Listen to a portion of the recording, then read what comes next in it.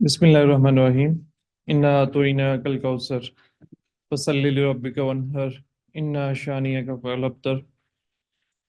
तमाम तारीफ़ें अल्लाह तबारक व तआला के लिए जो तमाम जहानों का पालनहार है, और लाखों करोड़ों दुरूद व सलाम नबी आखिर ज़मां हज़रत मोहम्मद मुस्तफ़ा सल्लल्लाहु ताला अलैहि वसल्लम पर, कि जिनकी रहमत हमें चार सु घेरे हुए है। ख़वातीन व हज़रात, आपको पीटीवी ड्रामा और फिल्म एकेडमी में खुशामदीद कहते हैं। आज हमारा इस ट्रेनिंग का दूसरा दिन है। क्योंकि स्ट्रेंथ ज़्यादा थी तो हमने डिफरेंट सेशंस में डिवाइड किया लोगों को। और ई ऑफिस से रिलेटेड जो ट्रेनिंग है, obviously this is very important and very necessary for our employees. और हुकूमत की तरफ से भी ये खसूसी तौर पर एक बड़ा अच्छा इनिशिएटिव है। और इस पर काफ़ी ज़्यादा फोकस भी है कि जल्द से जल्द जो है वो लोगों को एम्पावर किया जाए ई ऑफिस से। और ताकि पेपरलेस जो है वो हमारी दफ्तरी मामलात जो है वो हो सकें। तो इसी सिलसिले में पीटीवी ड्रामा और फिल्म एकेडमी ने अपनी रवायात को कायम रखते हुए 3 दिन का ये ट्रेनिंग सेशन स्टार्ट किया। और जैसे मैंने बताया कि कुछ जो लोग हैं उन्हें कल 2 सेशंस में हमने ट्रेनिंग दी। और आज आपकी इंशाल्लाह 1 बजे तक ट्रेनिंग, और उसके बाद आपके लिए नमाज और खाने के वक्त के दौरान के बाद आपको लंच सर्व किया जाएगा। और कल का सेशन जो है वो क्लोजिंग सेरेमनी और एक बहुत इंपॉर्टेंट एक टॉपिक पे लेक्चर होंगे। ठीक है जी। तो कल कोशिश कीजिएगा। आज थोड़ी सी मौसम की खराबी की वजह से भी थोड़ा सा मामला थोड़ा डिले हो गया। हमारी भी कोशिश थी कि लोग सारे पूरे हो जाएं और ताकि फिर तभी क्लास स्टार्ट की जाए। तो कल इंशाल्लाह ठीक 10 बजे हमारा सेशन स्टार्ट हो जाएगा। और इंशाल्लाह जुमे से पहले आपको फ्री कर देंगे। ठीक है जी। अब मैं रिक्वेस्ट करूंगा साद साहब से, रिजवान साहब से, अली साहब से कि वो अपने मामलात को कंटिन्यू करें।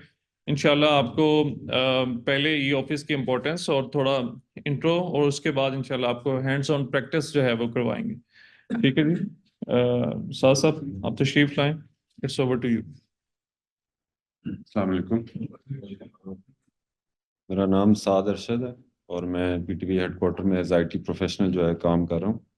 और आज के लिए आपकी जो यहाँ पे ट्रेनिंग होगी उसके लिए मैं और मेरी टीम रिजवान और अली मलिक जो हैं, हम आपकी यहाँ पे ट्रेनिंग जो है इंशाल्लाह कंडक्ट कराएंगे।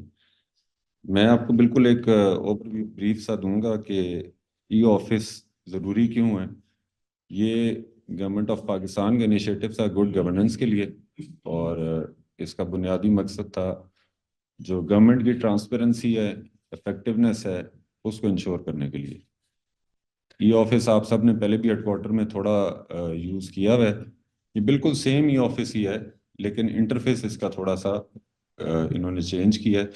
और कुछ फीचर्स जो हैं जो पिछले में प्रॉब्लम्स थे उसको इन्होंने थोड़ा बेहतर किया, एड्रेस किया है उन चीज़ों को। उसके अलावा ई ऑफिस के बुनियादी अगर हम फ़ायदे देखें उसमें क्या है कि पहले हम जब फाइल वर्क करते थे तो आपकी फिजिकल फाइल जो है अगर वो गुम हो गई है तो उसको फिजिकली जाके ढूंढना और वो टाइम टेकिंग प्रोसीजर था। इस वाले ई ऑफिस में यह है कि ये एक डिजिटल हमारा एक मीडियम है। इसके ऊपर जिसके पास भी फाइल उस वक्त पड़ी हुई होगी वो उसके डैशबोर्ड में, ई ऑफिस का जो डैशबोर्ड है डिजिटल, नजर आ रही है।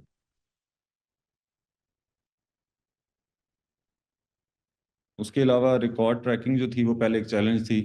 ये जो मैंने आपको बात बताई, इसमें आपका जो ट्रैक है कि किसके पास फाइल पड़ी हुई है वो इसमें जो है वो सामने मौजूद होगी। वॉल्यूम ऑफ वर्क जो है, एक बंदा कितना इफेक्टिवली काम कर रहा है, इसमें सारा वो ट्रैक होगा कि एक फाइल एक अगर ऑफिसर के पास गई है वो कितने दिनों से मौजूद है, तो उसका भी ट्रैक होगा। और डिस्पोजल ऑफ वर्क, जो कि अगर टाइमली फाइल को डिस्पोज ऑफ कोई नहीं कर रहा, वो भी ट्रेस है। तो ये जो बुनियादी मकसद है गवर्नमेंट का, जिसमें सारा आता है कि एक ऑफिसर कितनी एफिशिएंसी से काम कर रहा है और कितनी ट्रांसपेरेंसी से वो काम कर रहा है, वो सारा ट्रेस इसमें मौजूद रहेगा। बाकी हमें आर्काइविंग के लिए बहुत ज़्यादा स्पेस चाहिए होती थी, ये पेपरलेस है। इसमें हमें उसके लिए कोई स्पेस नहीं चाहिए होगी, और ये फास्ट बेस्ड हो जाएगा। ई ऑफिस से जो भी आपका काम है, ऑफिस वर्क जो है वो फास्ट बेस्ड हो जाएगा।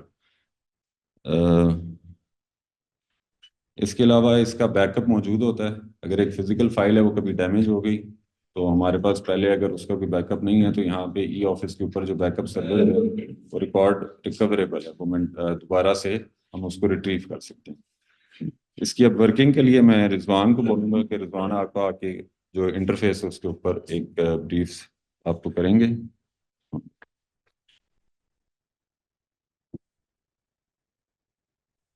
अस्सलाम वालेकुम। मेरा नाम रिजवान है और मैं पीटीवी हेड क्वार्टर में आईटी प्रोफेशनल के तौर पर काम कर रहा हूँ। और अभी आज इसका हम देखेंगे, आपको कल की ट्रेनिंग में भी हमने इसका ई ऑफिस का जो है सारा वर्किंग इसकी बताई थी। आप लोगों में से कुछ ने प्रीवियस ई ऑफिस यूज़ किया हुआ है जो डेस्कटॉप एप्लीकेशन थी। अब इन्होंने वेब बेस्ड एप्लीकेशन इसको कर दिया है। और अब जो पिछले में था कि सिस्टम रिक्वायरमेंट्स और सिस्टम की ज़रूरत थी कि इस तरह के स्पेसिफिकेशंस वगैरह उसकी चाहिए, तो अब इसमें ऐसा उस तरह की कोई नीड नहीं है। नॉर्मल आपका जो सिस्टम है उसके ऊपर भी एक जिस तरह वेबसाइट ओपन होती है उसी तरह आपका ये ऑफिस ओपन हो जाया करेगा। और उसी तरह उसमें आपका इसकी जो ये है लॉगिन स्क्रीन है इसके ऊपर, और अभी आईपी बेस्ड है। आपको इसका जो है आईपी एंटर करना पड़ेगा और उसके बाद जो है वो आपकी वेबसाइट ओपन होगी। और तो विद इन फ्यू डेज जो है आपको वेब एड्रेस इसका जो है जो eoffice.org.pk है वो आपको मिल जाएगा जब वो हमारे सर्वर के ऊपर होस्ट हो जाएगी।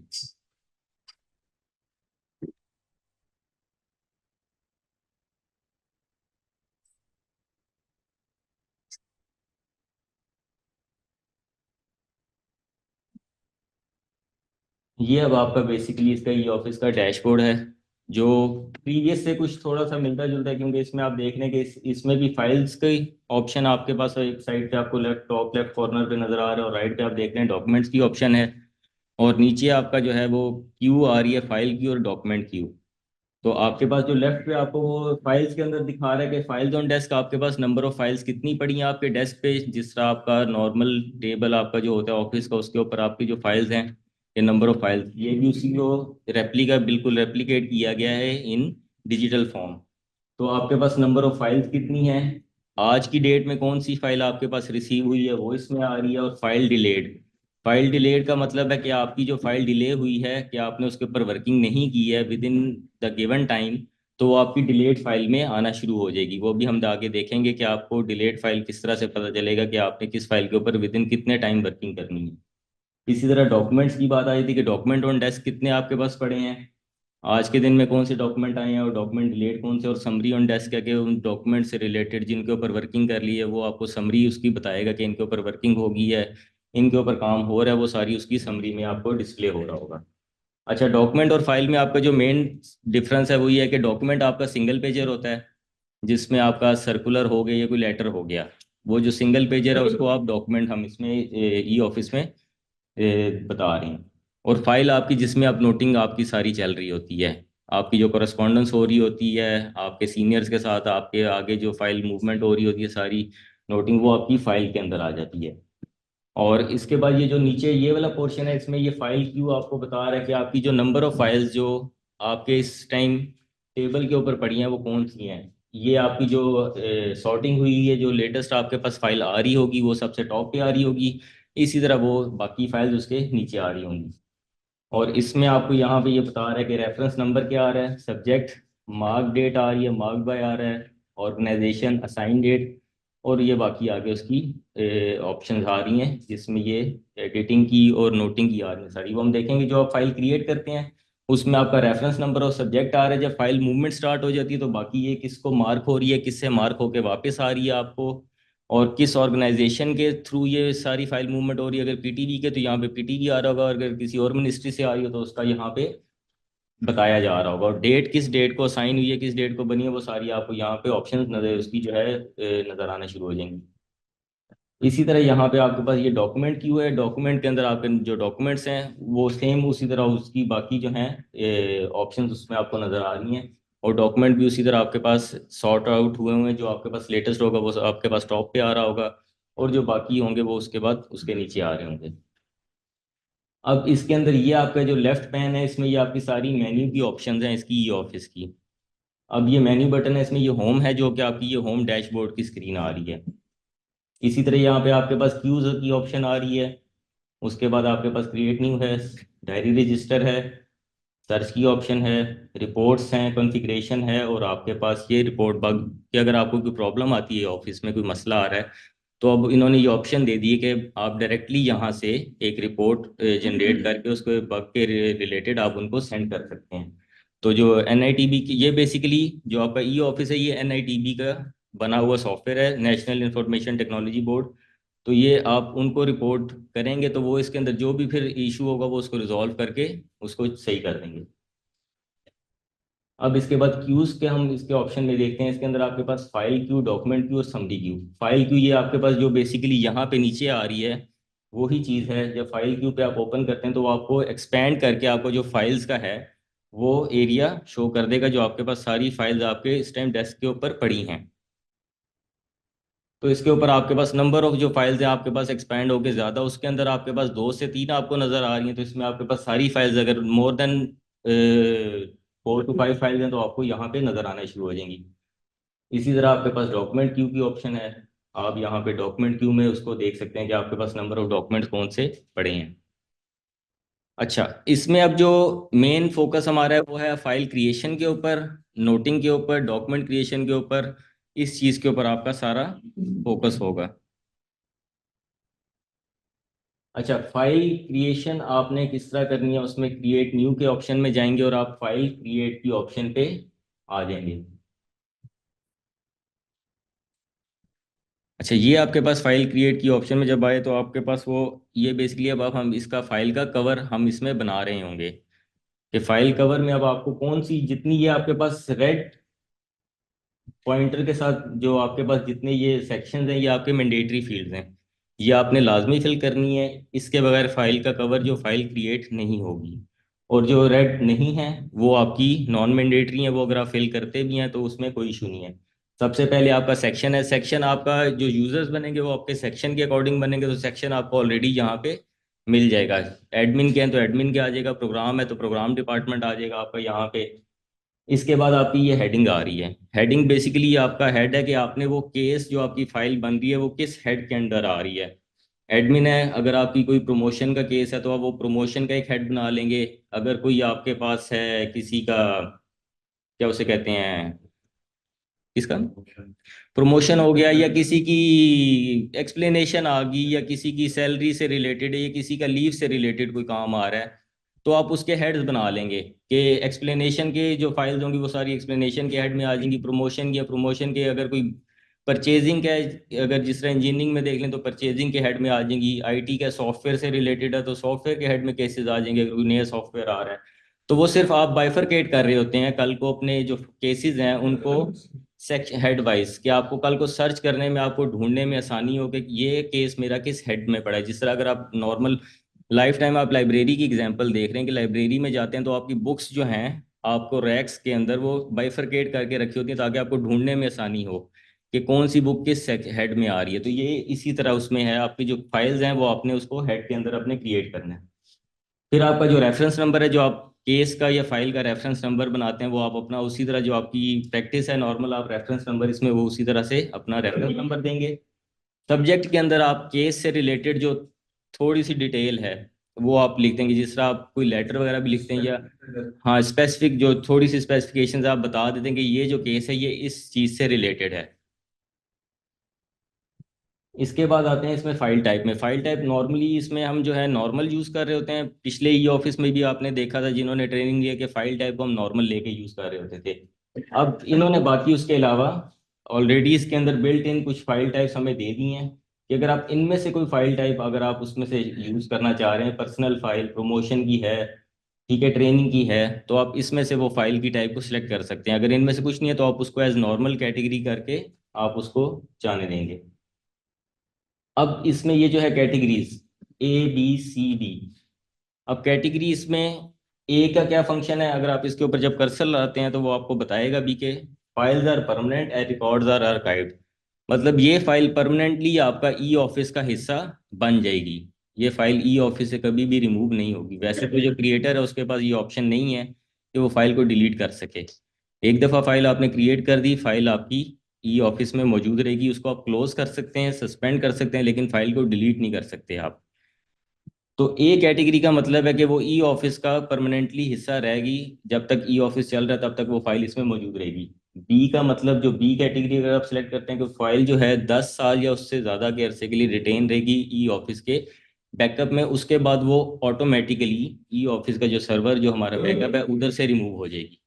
अगर आप कैटेगरी बी सिलेक्ट करते हैं कि 10 साल के बाद वो फाइल, उसका हिस्सा आपको लगता है कि ये 10 साल तक इस फाइल की ज़रूरत है, उसके बाद इसकी नहीं होगी, तो आप उसको कैटेगरी बी में रख लेंगे। सी के अंदर है कि 10 साल से नीचे 3 साल से 9 साल के दरमियान आपकी फाइल जो है ई ऑफिस का हिस्सा रहेगी, उसके बाद वो उसमें से ऑटोमेटिकली रिमूव हो जाएगी। और डी का मतलब है लेस देन 3 ईयर्स, कि 3 साल तक ये फाइल हिस्सा रहेगी, उसके बाद ये ऑटोमेटिकली ई ऑफिस से रिमूव हो जाएगी। क्लासिफिकेशन में आ जाते हैं। नॉर्मल है, कॉन्फिडेंशियल है, सीक्रेट, टॉप सीक्रेट। अब नॉर्मल कॉन्फिडेंशियल इनमें फ़र्क क्या है? नॉर्मल का मतलब है जब आपकी फाइल मूवमेंट स्टार्ट होती है आप नोटिंग करते हैं, ठीक है।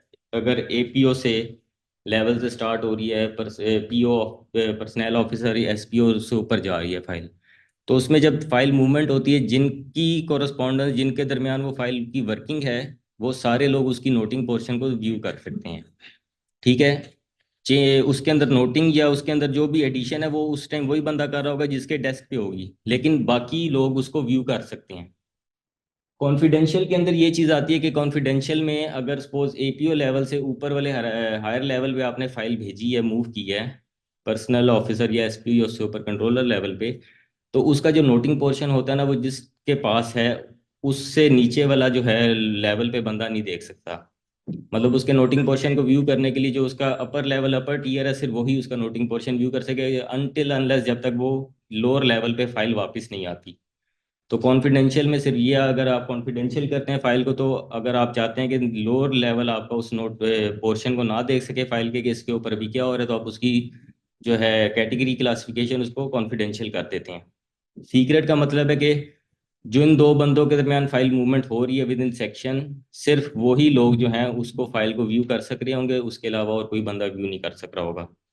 और टॉप सीक्रेट के अंदर जो है, सिर्फ जिसके टेबल पे फाइल पड़ी है सिर्फ उसको ही वो फाइल नजर आ रही होगी, बाकी उस व्यू कोई नहीं कर सकेगा। हाँ, जिस उसके बाद जिस बंदे को भेजेगा, बेशक वो लोअर हायरार्की पे चली जाए, तो उस बंदे को वो फाइल उस टाइम नजर आएगी, लेकिन उसके अलावा वो बंदे को फाइल कोई और बंदा उसकी नोटिंग पोर्शन या और चीजें नहीं देख सकता। अटैचमेंट चाहे कॉरेस्पॉन्डेंस है, उसको वो चीजें नजर नहीं आ रही।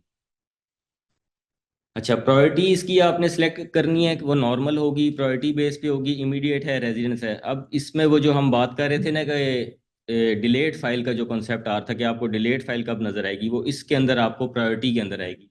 अगर आप इसके ऊपर कर्सर आता है तो वो बताता है कि नॉर्मल विद इन 5 डेज है। 5 डेज का मतलब है कि 5 डेज के अंदर इसके ऊपर जिसको फाइल भेजी है उसने इसके ऊपर वर्किंग करके, नोटिंग करके आगे इस फाइल की मूवमेंट चलानी है।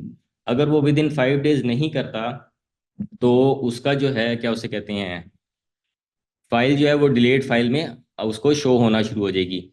इसी तरह प्रायोरिटी में 3 डेज का टाइम आ रहा है कि 3 डेज के अंदर आपने इस फाइल के ऊपर वर्किंग करके इसको आगे मूव करना है। अगर नहीं करेंगे वो डिलीट में आ जाएगी। इमीडिएट है आपका 1 दिन के अंदर, विद इन 1 डे, 1 दिन के अंदर आपने इस फाइल के ऊपर वर्किंग करनी है।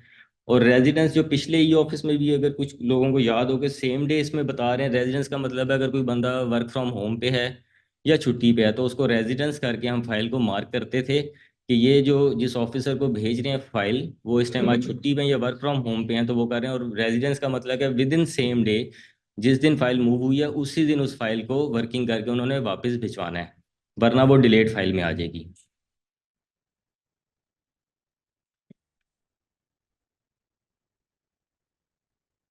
इसके बाद इसमें इसकी ब्रीफ डिस्क्रिप्शन आ गई है। ब्रीफ डिस्क्रिप्शन अब इसमें मैंडेटरी नहीं है। अगर आप खुद से कोई फाइल के बारे में कमेंट्स या कोई चीज़ लिखना चाहते हैं कि इस फाइल में ये चीज़ हो रही है, उसको ब्रीफली डिस्क्राइब करके आप इसमें लिख सकते हैं। कोई एडिशनल कमेंट्स आप देना चाह रहे हैं इसमें या कुछ लिखना चाह रहे हैं तो वो आप इसमें ब्रीफ डिस्क्रिप्शन में दे सकते हैं। नहीं नहीं भी देंगे तो कोई इशू नहीं है। कीवर्ड जो है, कीवर्ड्स का मतलब है कल को आपको सर्चिंग में फाइल की आसानी रहेगी। जिस तरह आप गूगल के ऊपर सर्च करते हैं, कोई भी आप वर्ड्स लिखते हैं तो आप ऐसे वर्ड्स लिखते हैं जिससे फास्ट सर्च हो, वो चीज़ जल्दी से आपको फास्ट पेस होके सर्च में मिल जाए। तो इसी तरह यहाँ पे कीवर्ड्स का कॉन्सेप्ट है कि आपकी फाइल जो आप बना रहे हैं उसकी फाइल के सब्जेक्ट से ब्रीफ डिस्क्रिप्शन में जो आप अगर लिख रहे हैं, या फाइल का जो केस जिससे रिलेटेड है, हेडिंग्स जो है उससे रिलेटेड आप कीवर्ड्स ऐसे बनाएं कि कल को आपने जब फाइल सर्च करनी हो तो आपको सर्च करने में वो आसानी रहे। जिस बंदे के नाम से फाइल बन रही है, जिस तरह का केस बन रहा है, वो आप कीवर्ड एज यूज कर सकते हैं। सपोज अगर आप ये कहते हैं कि ये प्रमोशन की फाइल है, तो आप इसको प्रमोशन एक कीवर्ड देंगे और एंटर करेंगे तो ये एक कीवर्ड बन जाएगा। ठीक है, जो भी कीवर्ड बनाना है आप वो लिख के एंटर प्रेस करेंगे तो वो आपका एक कीवर्ड के तौर पर उसको इसमें सेव कर लेगा। कल को आप प्रमोशन लिखेंगे तो आपको जितने प्रमोशन से रिलेटेड केसेस हैं सर्च के अंदर, वो सारे ई ऑफिस आपको सर्च करके दे देगा।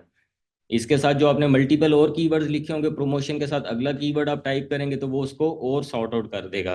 प्रमोशन के साथ अगर किसी बंदे का स्पेसिफिक नाम लिखेंगे या पर्सनल नंबर देंगे, इसमें अपने कीवर्ड होगा तो वो उस पर्सनल नंबर से रिलेटेड फाइल्स आपको सर्च करके दे देगा, सिर्फ उस बंदे की प्रमोशन की। उसमें अगर एक्सप्लेनेशन है, अगर उसका सैलरी का कोई लीव की फाइल्स हैं, वो उसमें से निकाल देगा, सिर्फ प्रमोशन की उस बंदे की फाइल्स आपको निकाल के देना शुरू कर देगा। तो कीवर्ड इसलिए है, अगर आप नहीं देंगे तो मसला कोई नहीं है, लेकिन अपनी फास्ट सर्च के लिए आप इसमें कीवर्ड्स ऐड करें तो वो बेटर है। अच्छा, इसमें अब इन्होंने नई ऑप्शन जो पिछले ई ऑफिस में नहीं थी, वर्क फ्लो बेसिकली आपका इसमें अभी फॉर्म्स आपको सर्कुलेट कुछ शायद मिले हों या ना मिले हों, जो अब यूजर्स बनेंगे उसमें आपको बताया कि रिपोर्टिंग टू इसमें ऑप्शन डालिए कि जो आप ऑफिसर जिसका यूजर बन रहा है वो किसको रिपोर्ट कर रहा है। तो इसमें वो रिपोर्टिंग टू सेक्शन का जो है एक वर्क फ्लो बनेगा कि ये बंदा ऊपर इसको रिपोर्ट कर रहा है, वो आगे उसको कर रहा है। तो फिर उससे ये होगा कि डायरेक्ट फाइल पे, पिछले ही ऑफिस में ये इशू था कि आप डायरेक्ट एमडी को भी फाइल, किसी का दिल करे कोई भी केस बनाए वो डायरेक्ट एमडी को भेज सकता था। इसमें जब वर्क फ्लो इसमें इंप्लीमेंट हो जाएगा तो वो हायरार्की से बाहर जाके ई ऑफिस की अपनी उसकी जो बनी हुई है उससे बाहर आके किसी को डायरेक्ट केस नहीं भेज सकेगा। तो हायरार्की को इसमें फॉलो किया जाएगा कि इस बंदे ने ऊपर इसको रिपोर्ट करना है, उधर तक ही फाइल जाए, उससे आगे ना जाए। तो ये इम्प्लीमेंट होगा इसमें, जब आपका वो यूजर बनेंगे वो उस तरह से आ जाएगा। अभी अगर वर्क फ्लो इम्प्लीमेंटेड नहीं है तो आप जिस मर्जी को फाइल जिस तरह से भेजना चाहें वो भेज सकते हैं। अब इसमें ये आपके पास आ रहा है noting Paris, initial noting para number 1। जिस तरह आप फाइल के जो केस बनाते हैं उसमें अगर आपका नया केस है तो वो उसका पैरा नंबर 1 से स्टार्ट हो रहा होगा, तो आपका इसमें इनिशियल नोटिंग पैरा 1 देगा। अगर आपका कोई पुराना केस है जो कि अभी हार्ड फॉर्म में चल रहा था, उसको आपने ई ऑफिस पे लेकर आना है, उसके 10 पैराज हो गए हैं, 15 पैराज हो चुके हैं, तो अब यहाँ पे उसके फिर पैरा नंबर यहाँ से खुद से चेंज करेंगे। अगर 15 पैराज या 10 है तो अगर आपने 11th पैरा से शुरू करना है तो आप इसको 11 करेंगे, तो वो अगली जो आपकी नोटिंग होगी वो 11वें पैरा से स्टार्ट होगी, और पिछली नोटिंग जो फाइल है उसको आप स्कैन करके इसके साथ अटैच करके उसका हिस्सा बना देंगे कि 10 पैरास ऑलरेडी हुए हैं और 11वें पैरा से आप कर रहे हैं, और आप उसको रेफर करेंगे अपने नोटिंग के अंदर कि ये जो पिछले 10 पैराज हैं वो मैंने अटैच किए हुए हैं। वो भी अटैचमेंट के पोर्शन पे आते हैं कि आप अटैचमेंट इसमें किस तरह से कर सकते हैं। अगर आप इसके राइट साइड पे देख रहे हैं अटैचमेंट और कोरस्पॉन्डेंस, आपको यहाँ पे ये नज़र आ रहा है कि ये अटैचमेंट पोर्शन आ रहा है आपके पास, और ये आपके पास नीचे कोरस्पॉन्डेंस है। पीडीएफ फॉर्मेट में अगर करें तो बेटर है। हाँ, स्कैन आपका करेंगे तो वो पीडीएफ फॉर्मेट में अटैच करें, वरना अगर आपके पास कोई वर्ड की फाइल आपने बनाई हुई है, कोई लेटर आपने टाइप किया है जो कि आप इस फाइल का हिस्सा बना रहे हैं, तो वर्ड की फाइल भी अटैच हो सकती है इसके पास। अगर आपने कोई वैसे इमेज डाउनलोड कर लिया अपने व्हाट्सएप वेब के थ्रू, आपके पास पड़ा है कोई डॉक्यूमेंट आपको व्हाट्सएप पे आए और आप वो डाउनलोड करें जेपीजी फॉर्म में, वो भी हो सकते हैं। लेकिन रिकमेंडेड है कि आप पीडीएफ में करें इसको, क्योंकि पीडीएफ में थोड़ी क्वालिटी और वो उसकी फाइल की जो है वो बेहतर होती है। इमेज कई दफ़ा होता है कि नहीं खुलता किसी के पास, उसके फॉर्मेट का इशू आ सकता है किसी सिस्टम के ऊपर, तो इसलिए। अच्छा, अटैचमेंट और कोरस्पॉन्डेंस बेसिकली एक ही चीज़ है। मतलब कोरस्पॉन्डेंस को भी आप एज अटैचमेंट ही यूज़ करेंगे, आपने कोई उस फाइल के जो सपोर्टिंग डॉक्यूमेंट्स हैं उनको अटैच करना है। जो इसमें ई ऑफिस में उसका मेजर डिफरेंस है correspondence with in e office. अगर आपने कोई डॉक्यूमेंट बनाया है ई ऑफिस के अंदर, अगर आपने डॉक्यूमेंट क्रिएट किया है, तो वो correspondence with in E office से फाइल उठाती है। मतलब आपके सिस्टम से कोई फाइल उठाने के लिए आपको कोरस्पॉन्डेंस हेल्प नहीं करेगी। अगर आप यहाँ पे ये ऐड के बटन पे जब जाके क्लिक करते हैं,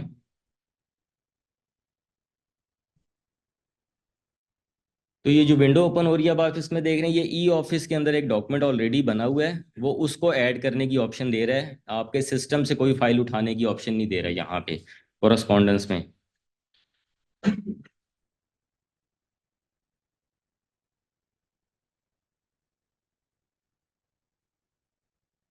और जब आप अटैचमेंट पे यहाँ पे क्लिक करेंगे तो वो आपको ऑप्शन दे रहा है कि अटैच फाइल ब्राउज़र की एक ऑप्शन दे रहा है कि आप चूज़ फाइल कर सकते हैं अपने सिस्टम के ऊपर से। आप सिस्टम से किसी भी जगह से, किसी भी ड्राइव पे, डेस्कटॉप पे पड़ी है आपकी फाइल, या फिर आपके किसी फोल्डर में, वहाँ से आप फाइल उठा के अटैच कर सकते हैं। तो correspondence with in e office आपका कोई डॉक्यूमेंट पड़ा है जो आपने बनाया है ई ऑफिस के अंदर ही, उसको अटैच करना है तो आप कोरस्पॉन्डेंस से उसको करेंगे। और अगर आपके पास सिस्टम के ऊपर कोई डॉक्यूमेंट पड़ा है उसको अटैच करना है तो आप वो अटैचमेंट के टैब से उसको डॉक्यूमेंट को इसमें ई ऑफिस में अटैच कर लेंगे।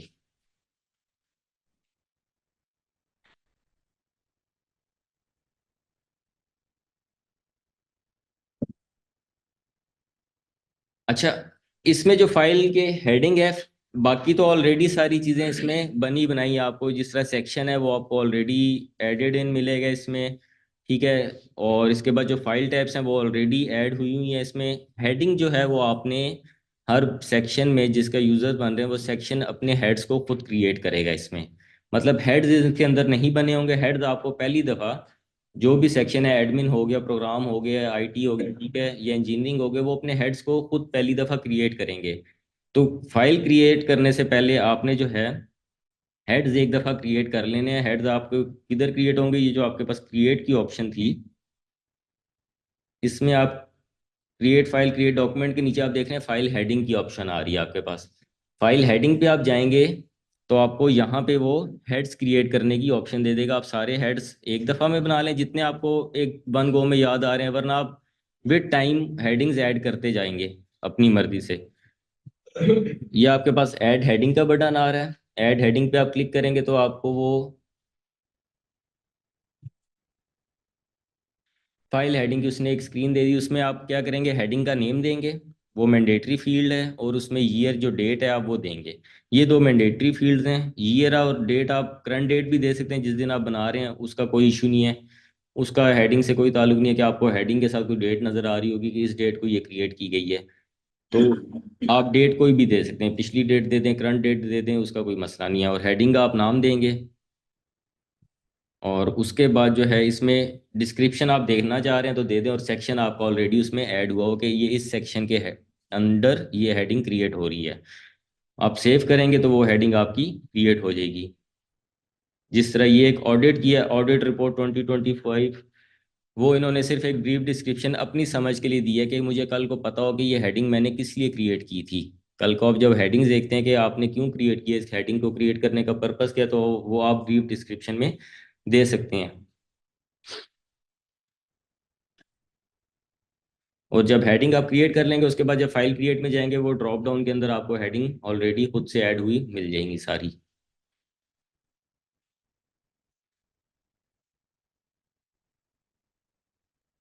अच्छा, जब आपकी फाइल क्रिएट हो जाएगी तो फाइल क्रिएट करने के बाद जब आप क्रिएट फाइल करके उसको आ देता हूँ, क्रिएट फाइल का बटन, ये आपके पास क्रिएट फाइल का बटन है, ठीक है। सारी चीज़ें इसमें फीड करके, सेक्शन हेडिंग सेलेक्ट करके, रेफरेंस नंबर, सब्जेक्ट, और बाकी आगे आपने जो अटैचमेंट्स, जितने सपोर्टिंग डॉक्यूमेंट्स अटैच करने हैं वो आप इस टाइम पे अटैच कर सकते हैं। बाद में भी आपके पास ऑप्शन होगी फाइल के, जब आप नोटिंग शुरू करेंगे उस टाइम पे भी अगर आप अटैच करना चाह रहे हैं, कोई डॉक्यूमेंट भूल गए आप, तो उस टाइम पे भी अटैच।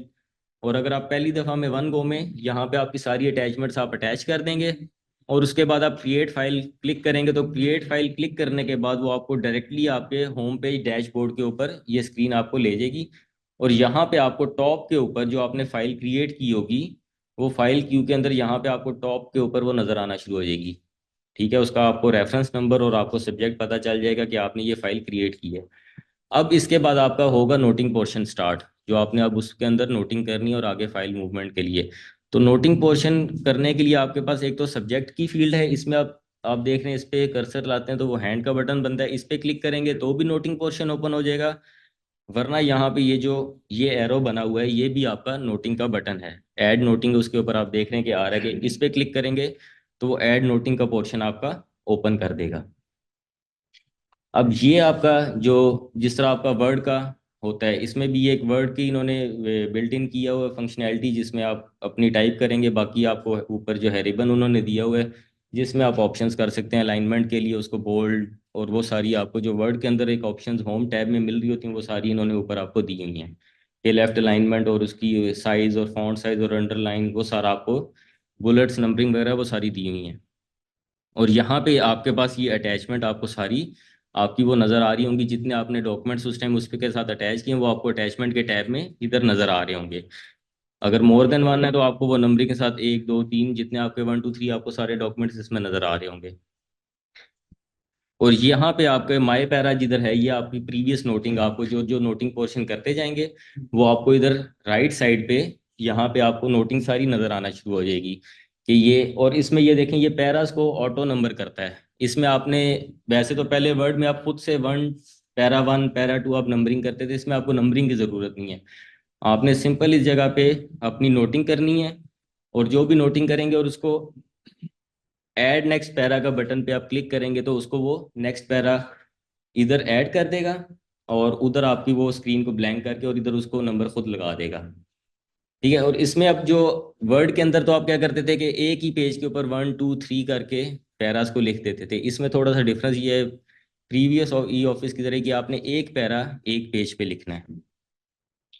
आप यहाँ पे एक पैरा लिखेंगे, ऐड नेक्स्ट पैरा करेंगे, फिर जो अगला पैरा होगा वो आप इस पे टाइप करेंगे। टाइप भी कर सकते हैं, या दूसरी प्रैक्टिस है आप वर्ड के ऊपर सारा एक दफ़ा से लिख लें और उसको 1 बाय 1 पैरास को कॉपी करें और इधर पेस्ट करके करते जाएं। वो भी एक ऑप्शन है आपके पास।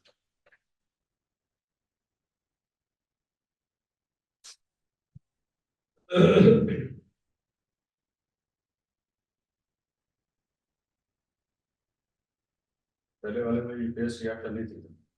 पेस्ट की ऑप्शन पहले भी थी।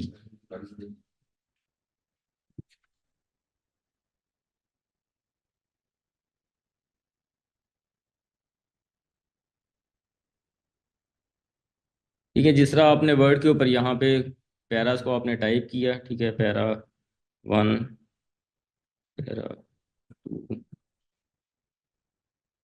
ठीक है, ये आपने जिस तरह सपोज आपके ये पैरास लिखे हुए हैं, आप यहाँ से कॉपी करेंगे इसको। पैरा 1 को आपने कॉपी किया सिंपल, और इधर आप इसको पेस्ट कर देंगे तो ये आपका वो एक पैरा आ जाएगा। और इसी तरह फिर आप ऐड नेक्स्ट पैरा करेंगे। ये देखें, उसने उसको ऑलरेडी खुद से 5 किया, 4 तक ऑलरेडी थे, 5 नंबर उसने खुद दिया, पैरा 1 कर दिया। और इसी तरह आप फिर आप वर्ड से नेक्स्ट पैरा कॉपी करेंगे, उधर पेस्ट करेंगे, वो आपके पास आ जाएगा। एक तो इसमें ये है। दूसरा, इसमें जो इन्होंने अब एक नई चीज़ दी है वो इसमें स्पीच की ऑप्शन दे दी है कि आप इसको स्पीच आप बोल के भी इसमें लिख सकते हैं। आपने जितना आपका वो पैरा है आप यहाँ पे स्टार्ट स्पीच करेंगे, स्टार्ट स्पीच के बाद वो इसके अंदर यहाँ पे उसको टाइप करता जाएगा, आप बोलते जाएंगे, वो टाइप करेगा।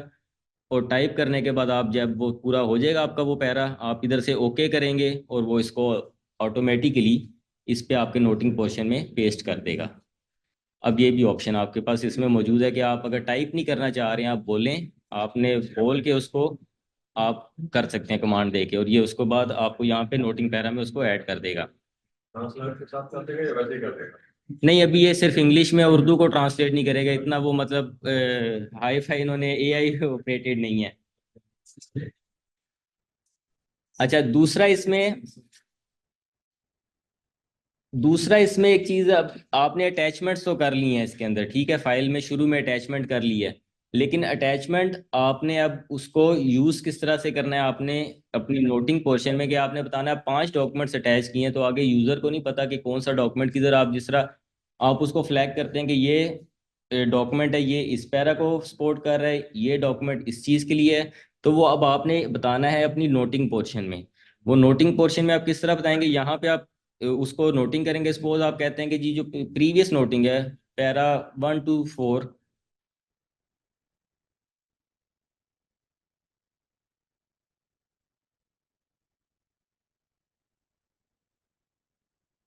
ठीक है, पैरा 1 to 4 अटैच्ड, तो आपने अब ये सपोज आपके ये जो पैरा 1 to 4 थे, ये डॉक्यूमेंट आपने यहाँ पे अटैच किया है, तो आपने शो करवाना है, तो आप क्या करेंगे, इसको पैरा 1 to 4 इसको सिलेक्ट करेंगे यहाँ से। यहाँ पे आपके पास ये हाइपरलिंक का बटन है, इस पे क्लिक करेंगे, आपके पास वो एक विंडो ओपन करेगा जिसमें ये कॉरस्पॉन्डेंस आ रही है। अगर आपने कॉरस्पॉन्डेंस इसके साथ अटैच करनी है तो वो कॉरस्पॉन्डेंस के टैब में आ रही होगी, जो विद इन ई ऑफिस आपने डॉक्यूमेंट बना के किया है। अटैचमेंट के टैब में आपने जितनी अटैचमेंट्स इसके साथ अटैच की होंगी वो आपको अटैचमेंट के टैब में शो करेगा। ये जिस तरह अटैचमेंट आ रही है इसको आप सिलेक्ट करेंगे और ऐड के बटन पे क्लिक करेंगे तो वो आएगी, वो भी हम आगे जाके मैं आपको बताता हूँ। नोटिंग के पोर्शन में आपके पास अगर आपने कोई प्रीवियस पैरा का रेफरेंस देना है, आपकी नोटिंग ज़्यादा होगी, 30-40 पैराग्राफ्स की नोटिंग 50 की होगी है, तो आप बताना चाहते हैं कि पैरा नंबर 5 के अंदर ये चीज़ हमने बताई है, डिस्कस की है, तो आप इधर से उस नोटिंग पैरा का भी रेफरेंस दे सकते हैं। आप नोटिंग में जाएंगे, उधर से वो पैरा नंबर सेलेक्ट करेंगे और उसको ऐड करेंगे, तो वो पैरा आपका एज रेफरेंस यूज़ हो जाएगा इसके अंदर। इसी तरह अगर फाइल को ये आपने बना के उसके साथ अटैच करनी है तो वो फाइल के अंदर आपके पास आ रही होगी। आपकी जितनी फाइल्स हैं ई ऑफिस के अंदर पड़ी हैं, आप वो फाइल को भी एज रेफरेंस उसमें यूज़ कर सकते हैं जो ऑलरेडी मौजूद हैं। आपका डीएफए आप बनाते हैं तो डीएफए इसमें ऐड करेंगे और डीएफए आपका इसमें चलता रहेगा। डीएफए के अंदर आप जितनी अमेंडमेंट्स हैं वो होती रहती हैं जब तक वो फाइल का हिस्सा बन नहीं जाता फाइनल होके। ई ऑफिस के अंदर आपके पास एक दफ़ा जो फाइल आपने बनाई है वो फाइल आपसे मूव होगी, आप उसमें अमेंडमेंट्स नहीं कर सकते जब तक आपके टेबल पे मौजूद है, उस टाइम तक कर सकते हैं। टेबल से आपके चलेगी, वापस आने के बाद भी प्रीवियस जो आपने नोटिंग्स किए उसमें अमेंडमेंट नहीं कर सकते। डीएफए जब तक फाइनल नहीं होता उसमें आप अमेंडमेंट्स करते रहते हैं। और ये आपके पास नॉर्मल समरी आ रही है उसकी। तो अटैचमेंट पे हम आ जाते हैं वापस। तो ये आपने डॉक्यूमेंट सेलेक्ट किया, इसको ऐड करेंगे, तो आप ये देख रहे हैं उसने इसको एक हाइपर लिंक बना दिया ब्लू कलर का। अब इससे फ़ायदा क्या होगा कि अब आपके अगर 5 डॉक्यूमेंट्स हैं, आप इस पैरा पे डॉक्यूमेंट नंबर ये जो पैरा 1 to 4 की नोटिंग थी वो शो करवा के दिखाना चाह रहे थे, तो वो सिंपल इस पर क्लिक करेंगे तो वो जो है उसको डॉक्यूमेंट को ओपन करके आपको उसको यूज़र को अगले जो है दिखा देगा। तो ये चीज़ ज़रूरी है, डॉक्यूमेंट सिर्फ अटैचमेंट तक नहीं रहना, क्योंकि अगर मल्टीपल डॉक्यूमेंट्स हैं तो आगे जिसके पास फाइल जा रही है उसको नहीं पता कि इस जो पैरा को या इस चीज़ को कौन सा डॉक्यूमेंट सपोर्ट कर रहा है। तो आपने उस डॉक्यूमेंट को लिंक ज़रूर करना है उस पैरा के अंदर, उस नोटिंग में आपने बताने के लिए। लिंक नहीं करेंगे, डॉक्यूमेंट्स उनको नज़र आ रहे होंगे सारे अटैचमेंट्स के टैब के अंदर, लेकिन उनको नहीं पता चलेगा कि कौन सा डॉक्यूमेंट किस चीज़ को सपोर्ट कर रहा है। तो आपने उस डॉक्यूमेंट को लिंक ज़रूर करना होगा अपनी नोटिंग के अंदर।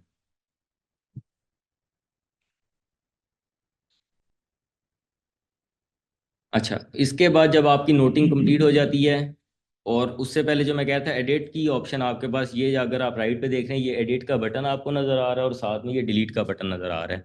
जब तक आपके पास फाइल मौजूद है आप एडिट भी किसी पैरा को कर सकते हैं, उस पैरा को डिलीट भी कर सकते हैं, अटैचमेंट को रिमूव भी कर सकते हैं, नई अटैचमेंट ऐड भी कर सकते हैं। जब आपके पास से एक दफ़ा फाइल चलेगी तो फिर वापस आने के बाद भी आपके जितने प्रीवियस पैराज हैं उसमें आप एडिट नहीं कर सकेंगे, ना उनको डिलीट कर सकेंगे, वो आपका नोटिंग का परमानेंट पार्ट बन जाएंगे। फॉरवर्ड करने के लिए आपके पास ये यहाँ पे इसके व्यू को क्या हुआ है,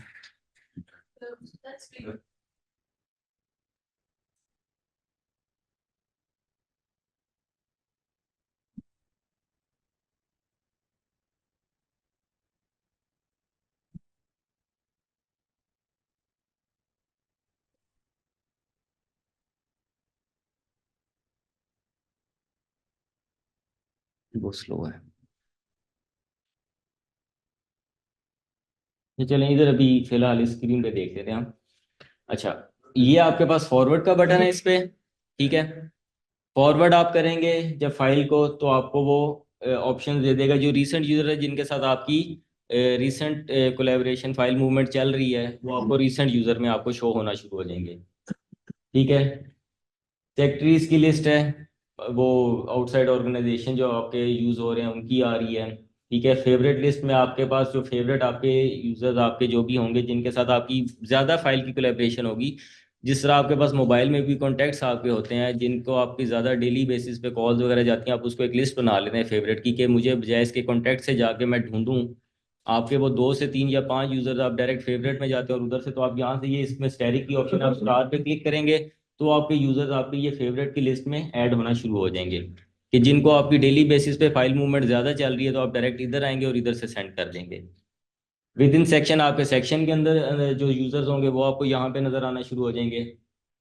ऑर्गेनाइजेशन पीटीवी के अंदर जो आपकी, क्योंकि पीटीवी के हम देख रहे हैं तो पीटीवी जो ऑर्गेनाइजेशन के जितने यूजर्स हैं वो आपको यहाँ पे आएंगे। यहाँ से आप सर्च कर सकते हैं टाइप करके उनका नाम। और आउटसाइड ऑर्गेनाइजेशन क्योंकि मिनिस्ट्रीज वगैरह में भी ऑफिस यूज़ हो रहा है तो बाकी मिनिस्ट्रीज के आप यहाँ से ऑर्गेनाइजेशन सेलेक्ट करके और उसको कर सकते हैं। आप यूज़र सेलेक्ट करेंगे और उसको यहाँ से फॉरवर्ड पे क्लिक करेंगे तो ये फाइल उस यूज़र को चली जाएगी।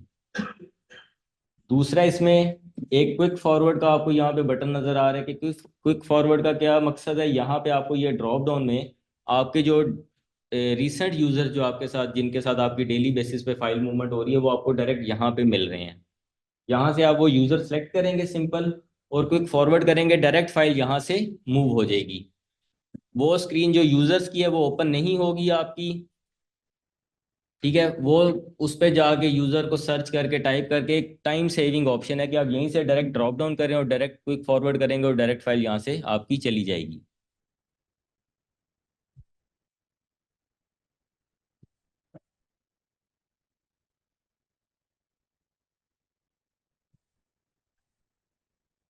अच्छा, क्रिएट डॉक्यूमेंट पे अब हम देखते हैं। डॉक्यूमेंट उसी तरह जिस तरह फाइल आपकी क्रिएट हो रही है, यहाँ पे डॉक्यूमेंट इन्फॉर्मेशन ये आपको नज़र आ रही है। उसी तरह रेफरेंस नंबर है, सब्जेक्ट है, क्लासिफिकेशन वगैरह आप सेलेक्ट करेंगे और नीचे आपकी यहाँ पे उसकी डॉक्यूमेंट की बॉडी आ रही है। वो डॉक्यूमेंट की बॉडी आप यहीं पे टाइप करेंगे और डॉक्यूमेंट आपका यहाँ से, आप अटैचमेंट्स अगर आपने इसके साथ करनी है तो वो आपको ये अटैचमेंट की डिटेल आपको बता रहा है। यहाँ से आप अटैच कर सकते हैं इसके साथ कोई और डॉक्यूमेंट की अगर चीज़ आपने अटैच करनी है, और ये आपके पास क्रिएट हो जाएगा डॉक्यूमेंट। ये वन पेजर है। अच्छा, कल भी कुछ ये क्वेश्चंस थे कि मल्टीपल यूजर्स को हम एक टाइम पे ई ऑफिस की फाइल भेज सकते हैं या नहीं भेज सकते, या डॉक्यूमेंट, तो वो इसमें ऑप्शन नहीं है। आप एक टाइम पे एक यूज़र को फाइल या डॉक्यूमेंट भेज सकते हैं। या आपकी, क्योंकि ये जिस तरह आपके नॉर्मल एचआर के डेली बेसिस के जो फंक्शन होते हैं जिसमें ऑफिस ऑर्डर्स निकलते हैं, सर्कुलर्स निकलते हैं किसी की, जिस तरह के वो मल्टीपल एम्प्लॉयज़ को भेजना है, या किसी से जिस तरह आजकल वो मेडिकल की असाइनमेंट्स वगैरह अगर आ रही होती हैं तो वो मल्टीपल सेंटर से हेड ऑफिस एक सर्कुलर करता है कि न्यूज़ को, एकेडमी को, कि आपसे ये हमें चीज़ रिक्वायर्ड है, तो उसकी कॉपीज फॉरवर्ड कर दी जाती है मल्टीपल सेंटर्स को। तो ई ऑफिस के अंदर वो चीज़ अभी नहीं है आपकी। ये टू डे जो केसेस और फाइल मूवमेंट है ये सिर्फ उस चीज़ के लिए यूज़ हो रहा है अभी। तो वो इन हमने कल वो क्यूरी नोट कर ली थी, क्योंकि ये ज़रूरत है कि आपने अगर सर्कुलर करना है 5 जगहों पे कोई चीज़ चाहिए तो वो इसमें ऑप्शन को इंक्लूड करें कि मल्टीपल, जिस तरह ईमेल के अंदर होता है सीसी वगैरह आप कर सकते हैं कि आप मल्टीपल यूजर्स को एक ही चीज़ भेज सकते हैं। अच्छा, इसके अंदर अब ये फाइल क्रिएशन के बाद आपकी फाइल ट्रैकिंग और सारी फाइल को देखने के लिए कि फाइल अभी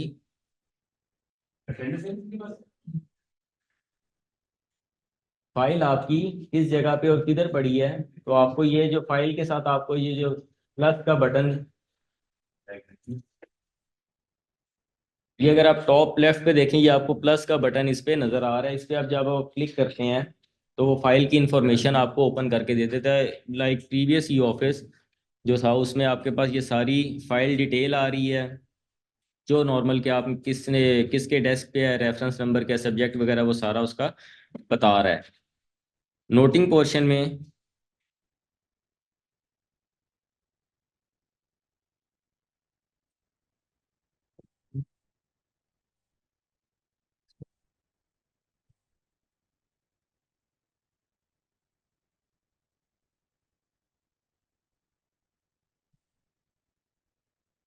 ये जिस तरह नोटिंग पोर्शन में आपको प्रीवियस सारी नोटिंग आपकी जितनी है वो नज़र आ रही है। पिछले ई ऑफिस में एक इशू था कि आपको जो सिर्फ लास्ट नोटिंग पैरा होता था ना आपका, वो नज़र आता था। उससे पहले जितने पैराज होते थे ना, सपोज अगर पैरा नंबर 10 आपने लास्ट नोटिंग करके भेजा ना, तो आपको पिछले 9 पैराज नज़र नहीं आ रहे होते थे, सिर्फ 10th नंबर का पैरा आपको शो हो रहा होता था। तो वो हमने उनको कहा था लास्ट टाइम भी, तो उन्होंने वो चीज़ ख़त्म करके आपकी अब जितने नोटिंग पैराज हैं आपको वो आप देख सकते हैं कि आपने क्या नोटिंग करके भेजी हुई है। अब आपको सारे अपने नोटिंग पैराज व्यू होते हैं। इसमें चेंज कुछ नहीं कर सकते, लेकिन सिर्फ आप इनको व्यू कर सकते हैं। इसी तरह इसमें ये ऑडिट ट्रेल है कि इस टाइम फाइल मूवमेंट जो आपको बता रहे हैं कि फिजिकल फाइल तो आपको नहीं पता होता कि किसके टेबल पे है, किधर चली गई है, वो गुम जाती है, नहीं मिलती। इसमें आपका सारा इसकी फाइल मूवमेंट ट्रैक हो रही होती है। इवन के फाइल मूवमेंट के अलावा इसमें नोटिंग की भी ट्रैक है कि नोटिंग किस टाइम पे किस बंदे ने किस टाइम पे नोटिंग की है। अगर आप ये देख रहे होंगे कि ये second noting added on PTV headquarter by Saad Mohammad Arshad, और ये नीचे किस डेट को ऐड की है, और यहाँ पे सारा उसका टाइम भी ये आपको नज़र आ रहा है कि किस टाइम पे ऐड की जा रही है नोटिंग। तो इसमें फाइल गुमने का चांस ही नहीं है। जिसने इनिशिएट की होगी उसके पास सारा ट्रेल होगा। तो आप जाके, अगर आपको पता नहीं है कि फ़ाइल किधर, आप जाएंगे उससे कहेंगे बताए, तो वो आपको बता सकता है इस टाइम इस डेस्क पे फ़ाइल पड़ी है।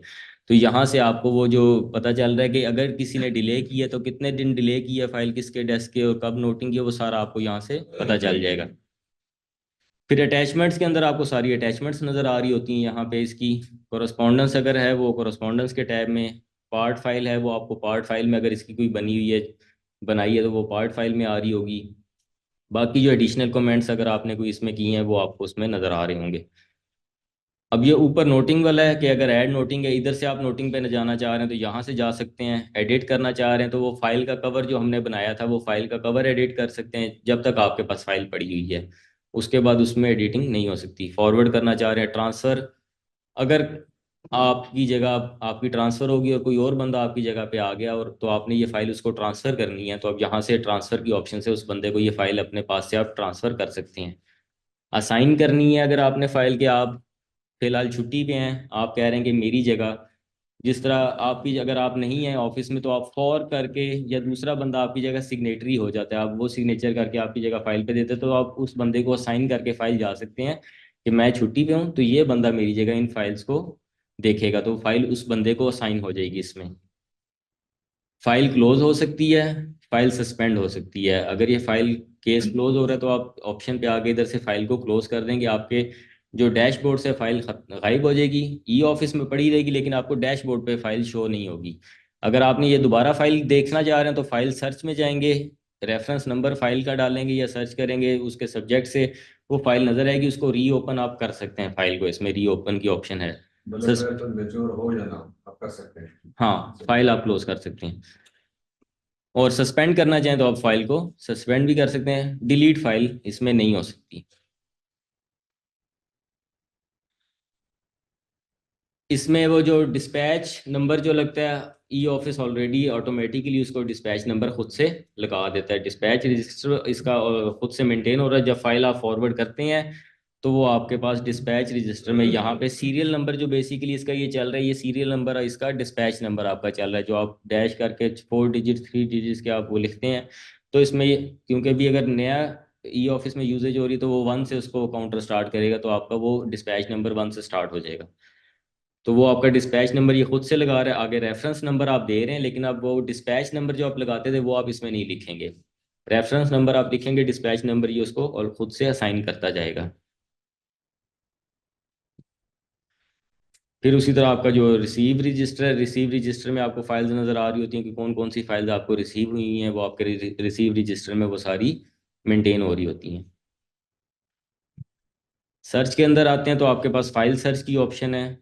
फाइल आप सर्च करना चाह रहे हैं तो आप वो फाइल को सर्च इसमें से कर सकते हैं। ये आपके पास यहाँ पे सर्च का ये इन्होंने बॉक्स दिया हुआ, टेक्स्ट बॉक्स, इसमें आप टाइप करें, उससे भी सर्च कर सकते हैं। फिर नीचे इन्होंने फिल्टर्स की ऑप्शन इस दफ़ा दे दी है कि अगर आप फिल्टर के थ्रू सर्च करना चाह रहे हैं, उसको और सॉर्ट आउट करना चाह रहे हैं, प्रायोरिटी के हिसाब से देखना चाह रहे हैं फाइल्स को, स्टेटस के हिसाब से फाइल सर्च करना चाह रहे हैं, मूवमेंट के हिसाब से करना चाह रहे हैं, किसके डेस्क पे पड़ी है उस बंदे की फाइल्स आप सिर्फ सर्च करना चाह रहे हैं, तो वो आपको वो सारी उन्होंने ऑप्शन इसमें अब ये दे दी हैं। इसी तरह डॉक्यूमेंट की सर्च है।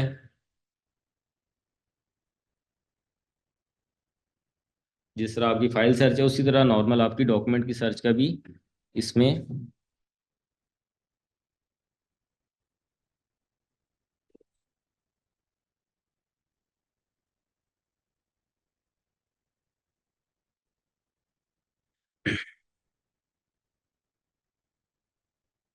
ठीक है। ये डॉक्यूमेंट सेक्शन, कितने टोटल नंबर ऑफ डॉक्यूमेंट इस सेक्शन में पड़े हुए हैं, जो आपका सेक्शन है उससे रिलेटेड वो आपको डॉक्यूमेंट्स का काउंट भी बता रहा है और वो डॉक्यूमेंट सारे आपको शो भी करता जाएगा। फिर इसके बाद इसमें अब रिपोर्ट्स की एक इन्होंने ऑप्शन दी है। रिपोर्ट्स आपको जो है इसमें जो यूज़र की हद तक ये रिपोर्ट्स हैं उसमें आप जो मेजर रिपोर्ट्स निकाल सकते हैं, वो आपके पास जो फाइल ऑन डेस्क हैं वो आपको टोटल नंबर ऑफ फाइल्स आपकी बता देगा कि आपके डेस्क पे कितनी फाइल्स हैं।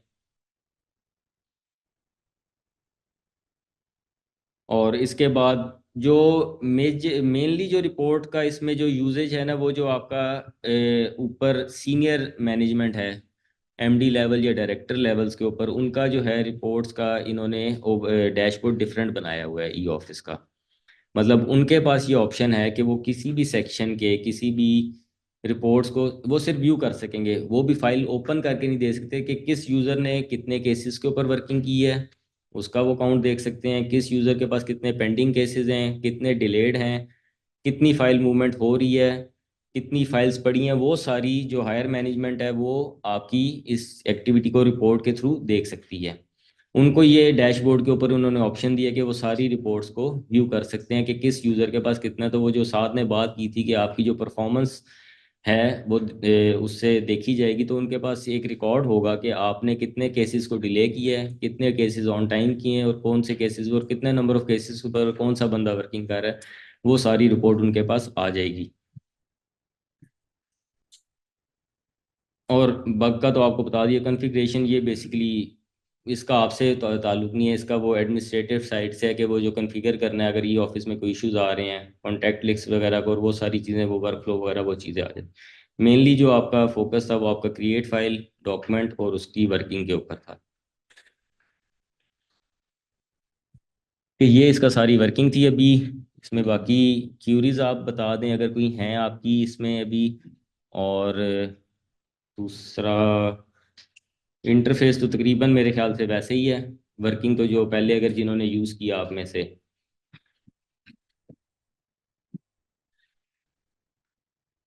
और इसके बाद अभी आपको सारों को एक दफ़ा इधर से फाइल मूवमेंट भी इसके बाद आपसे करवाई जाएगी सारों से, कि आप एक दफ़ा खुद से हैंड्स ऑन इसको प्रैक्टिस कर लें कि फ़ाइल क्रिएट किस तरह होती है, फ़ाइल फॉरवर्ड किस तरह होती है। वो सारा भी आपको प्रैक्टिकली यहाँ पे करवाएंगे। हाँ जी।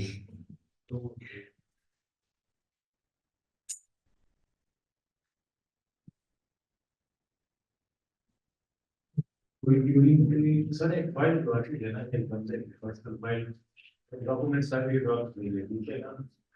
वो एक ऐसे मतलब है कि फाइल के साथ ये कर ले, ठीक है, वो मुझे मार्क हो गई, ठीक है, उसके पर्सनल फाइल मैंने मंगवा लिया, ठीक है। उसका जो यहाँ पे है ना ये क्रिएट फाइल, तो उसका मैं सिर्फ वही उसका फाइल बनाऊंगा, सारा जो उसका प्रमोशन है, सिलेक्शन ग्रेड है, इंक्वायरी है, उसी में होगा सारा कुछ। आपको मार्क देंगे, आप आगे चलोगे। अभी अभी इसमें देखें,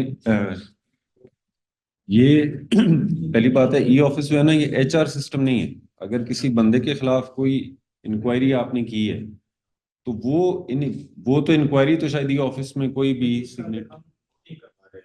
हाँ जी। उसकी हम नोटिंग करवा देंगे, या डिस्क्रिप्शन ग्रेड को बंदे का बनता है ना, हाँ जी, उसका हम नोटिंग बनाते हैं। ठीक है। तो उसका जो बंदे का मुताबिक है उसकी सिर्फ फाइल बनी हुई इसमें ग्रेड फाइल नहीं, बंदे की फाइल नहीं नहीं, बनेगी। मैं अभी आपको वो यही पर्सनल फाइल इसमें नहीं। ग्रेड के जितने भी होंगे मैंने देखी होगी उसमें। हाँ, सिलेक्शन ग्रेड का अगर आप एक हेड बना रहे हैं ना, केस बना रहे हैं नया उस बंदे का, और उसके डॉक्यूमेंट्स आपके पास, मतलब जो भी सपोर्टिंग डॉक्यूमेंट्स आपके पास आ गए वो आप स्कैन करेंगे, इसके अंदर एक नए केस की फाइल बनाएंगे। ठीक है, वो किसी भी पर्सन रिलेटेड हो सकती है या ओवरऑल एक ऑर्गेनाइजेशन रिलेटेड भी हो सकता है, केस हो सकता है। तो वो आप इसमें नई फाइल बना के वो सारे डॉक्यूमेंट्स अटैच करेंगे। जो पर्सनल फाइल अगर आप कह रहे हैं ना, जो पर्सनल फाइल का हिस्सा बनता है वो जाके, और वो डॉक्यूमेंट स्कैन आप करके वो फाइल के अंदर लगा देते हैं उस बंदे का। अभी पर्सनल फाइल इसके अंदर स्कैन होके नहीं आ रही हैं। अभी आपको जो डे टू डे केसेस है ना वो इसके अंदर चल रहे हैं, लेकिन वो जो पर्सनल फाइल में लगने वाला है ना वो नहीं। हाँ, इसके ऊपर आप केस मूव कर सकते हैं, इनिशिएट कर सकते हैं उसको, फिर प्रिंट लेके उसका ई ऑफिस से प्रिंट, इसमें ऑप्शन है। अगर आप जो नोटिंग पोर्शन जब ओपन करते हैं ना, अगर मैं आपको दिखाता हूँ इसमें, कि जब नोटिंग पोर्शन आप इसमें ओपन करते हैं उसमें आपके पास इसमें प्रिंट की ऑप्शन आ रही होती है। इस पर केस आप मूव करके उसका प्रिंट लेके उसकी फाइल में आप लगा सकते हैं। ये आप अगर देख रहे होंगे, ये आपके पास प्रिंट का इसमें बटन आ रहा है, और वो सारा आप नोटिंग पोर्शन को सिलेक्ट ऑल करके इसमें से प्रिंट लेके, जब वो केस एक फाइनल हो जाता है, अप्रूवल हो जाती है, तो आप प्रिंट लेके उसको फाइल का हिस्सा बना सकते हैं फिलहाल। और जैसा कि अभी वो साथ आपको बता रहे हैं, वो बताएंगे आपको। इसमें ब्रीफ यही है कि कल वाले सेशन में भी ना लोगों की ये कंफ्यूजन थी कि ये जिस तरह कोई HR का मॉड्यूल हो, ये HR का मॉड्यूल नहीं है। ये डेली जो फाइल मैनेजमेंट आपकी चल रही है, जो फाइल की वर्किंग चल रही है, ये वो सिस्टम है।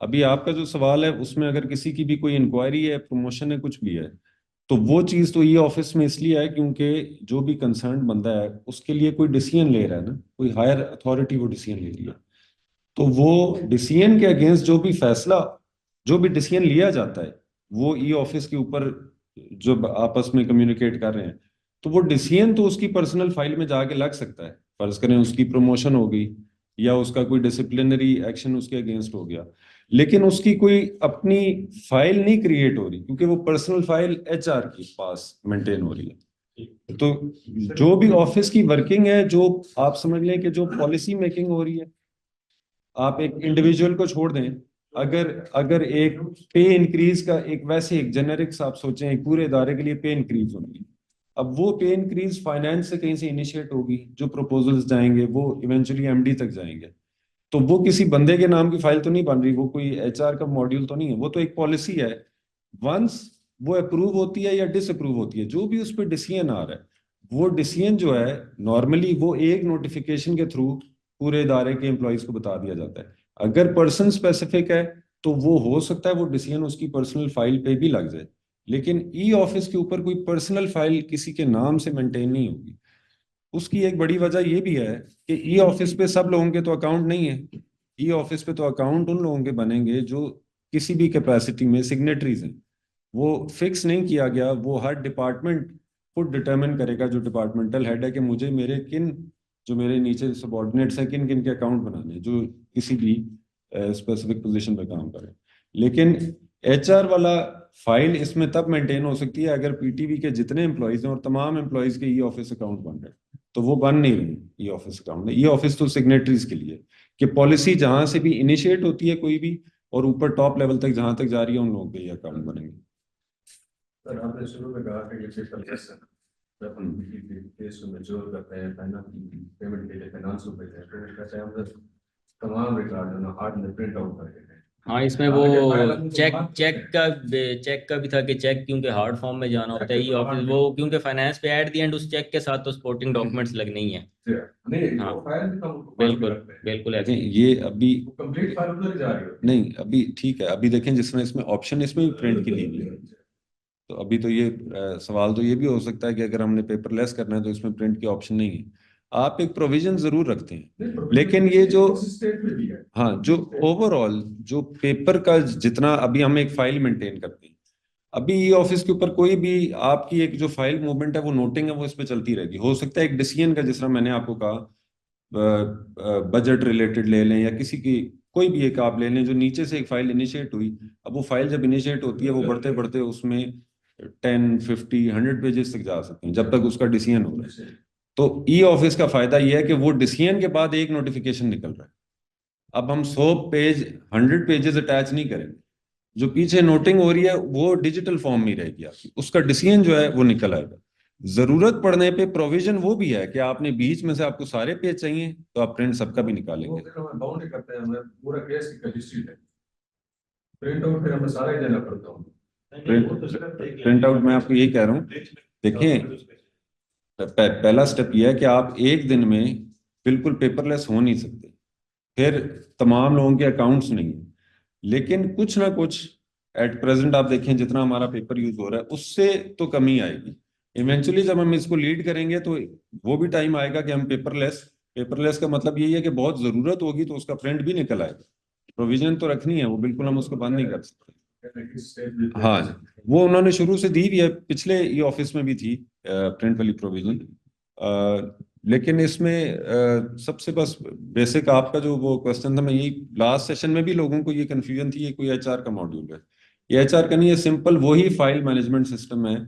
जिस तरह हमारे तमाम डिपार्टमेंट्स में एचआर की फाइल्स तो पर्सनल के पास पड़ेगी, बाकी हर डिपार्टमेंट अपनी फाइल क्रिएशन कर रहा है, वो किसी के नाम की तो नहीं होगी, तो वो वाली फाइल क्रिएशन जो है वो ई ऑफिस में होगी।